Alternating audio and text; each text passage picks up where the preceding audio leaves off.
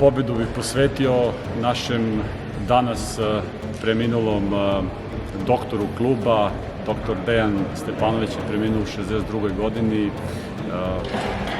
Neka mu je večna slava i hvala mu na svemu. Svakako da je ovo bio jedan od, može se reći, derbi za prolazak u play-off kao četvrtu poziciju koja je, eto, na neki način nama je korak bliže. Nismo uopšte zaslužili da pobedimo utakmicu.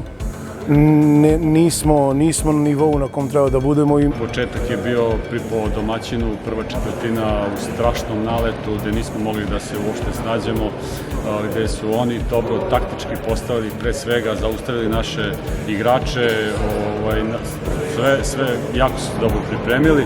Međutim, eto kako je utakmica odmicala, mi smo došli do nekog ritma našeg prepoznatljivog, uspeli smo nekako da ih zaustavimo, našli smo rešenje u zoni gde smo se malo sačuvali od ličnih grešaka i sačuvali igrače da ne izlaze sa 5 ličnih.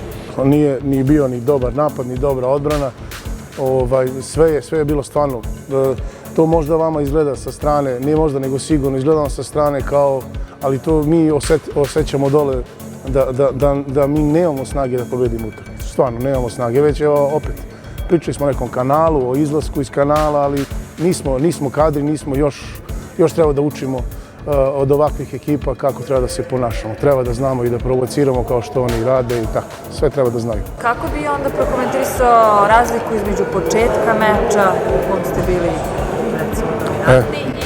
To ja stalno pitam ove starije kolege moje da mi na to daju odgovor.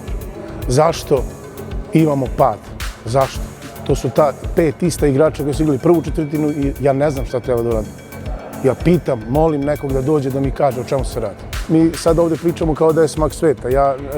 Ja sam ljut i to ne znači da ću da se smirim. Ja sam potpuno staložen i svesna šta govorim. Ali jednostavno mi moramo nešto da menjamo ako hoćemo da napravimo da dostignemo taj play-off.